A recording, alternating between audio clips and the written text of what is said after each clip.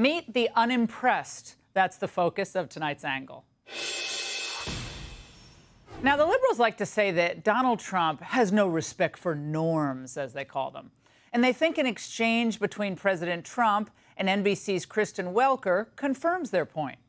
You said in a recent interview you could bring him back, but you won't. Are you defying the Supreme Court, sir? No, I'm relying on the Attorney General of the United States, Pam Bondi, who's very capable, doing a great job, because I'm not involved in the legality or the illegality. I have lawyers to do that, and that's why I have a great DOJ. They're not viewing the decision the way you said it. They don't view it that way at all. They think it's a totally different decision. 100%. Look, he's not a lawyer, but he has lawyers, and they believe they're following what the Supreme Court is directing. The legal team is working this through. Then Welker and everyone at NBC thought they had him. But when you listen to the clip, he says, no, he is not defying the court, but she doesn't accept that. She keeps interrupting and pushing for the answer she wants, that Trump is somehow trying to create a constitutional crisis. Your Secretary of State says everyone who's here, citizens and non-citizens, deserve due process. Do you agree, Mr. President? I don't know. I'm not a lawyer. I don't know. Well, the Fifth Amendment says I don't know. It seems it might say that, but if you're talking about that, then we'd have to have 1 million or 2 million or 3 million trials. Now, let me translate for all of you out there. Donald Trump answered, I don't know, to her interpretation of the Constitution and the Fifth Amendment. He was responding to her. It would have been absurd for Trump to have accepted as gospel Welker's view of the Fifth Amendment and illegals. Why should he think that a hostile reporter without a law degree, by the way, is framing anything fairly? And as usual, his instinct was right about her and the question. Don't you need to uphold the Constitution of the United States as president? I don't know. I have to respond by saying again, I have brilliant lawyers that work for me, and they are going to obviously follow what the Supreme Court said. What you said is not what I heard the Supreme Court said. They have a different interpretation. Asked and answered. He said, I have brilliant lawyers, and they're going to obviously follow what the Supreme Court said. Is that good enough for them? Of course, the headlines and the banners across multiple networks all day long, all yesterday, took this as Trump saying he doesn't know whether he'll follow the Constitution. Donald Trump kind of playing fast and loose with what the Constitution and the Supreme Court require him to do. This is really a scary moment. He's already demonstrated his willingness to disobey court orders. President Trump has also raised eyebrows for casting doubt about his responsibility to uphold the Constitution. Raised eyeballs. Now, after watching these media types closely for far too long, frankly, watching their feigned and farcical outrage over Trump, the only question to ask is, are there any serious journalists left at these networks? Because from these interviews, it seems they are clearly not interested in learning anything. They're only interested in presenting their narrative and getting to an aha moment. I think the tariffs are going to be great for us because it's going to make us rich. But you said some dolls are going to cost more. Isn't that an acknowledgement that some prices will go up? I don't think a beautiful baby girl that's 11 years old needs to have 30 dolls. I think they can have 3 dolls or 4 dolls because what we were doing with China was just unbelievable. We had a trade deficit of hundreds of billions of dollars with China. We don't have to waste money on a trade deficit with China for things we don't need. Remember when the media used to be against materialism? Now they're for it. Well, and from all this, NBC hopes that Americans conclude en masse that Trump's a billionaire trying to steal Christmas. As the Grinch took the tree, as he started to shove, he heard a small sound like the coo of a dove. He turned around fast and he saw a small who. Little Cindy Lou, who was no more than 2. She stared at the Grinch and said, Santa Claus, why? Why are you taking our Christmas tree?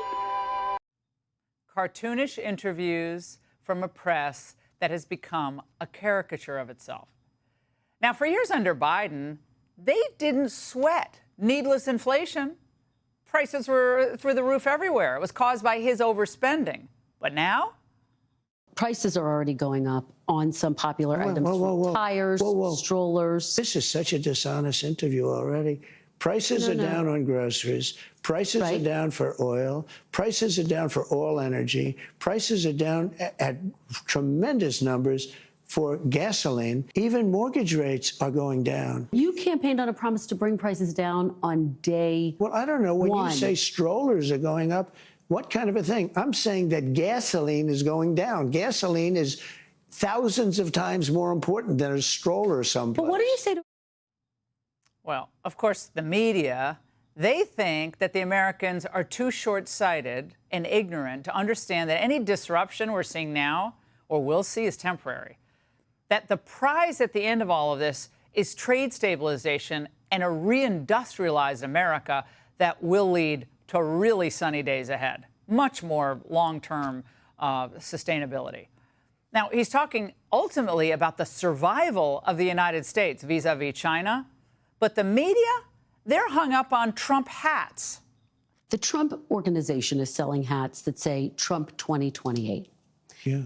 Are you seriously considering a third term, Mr. President? I think it's something that, to the best of my knowledge, you're not allowed to do. There are many people selling the 2028 hat, but this is not something I'm looking to do. I'm looking to have 4 great years and turn it over to somebody, ideally a great Republican.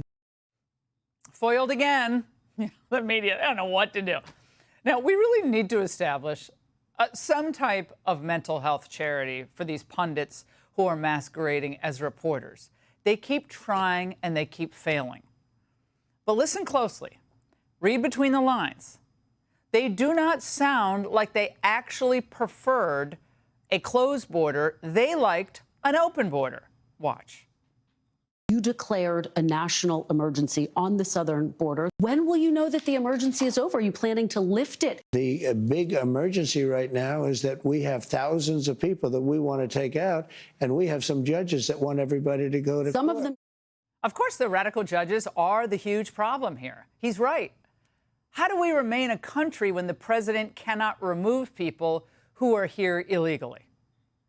It's a good question, but the NBC anchor doesn't care to grapple with good questions, real questions, because she believes the emergency is not that we have millions here under fraudulent asylum claims, taking up school spots, taking up funds from local budgets.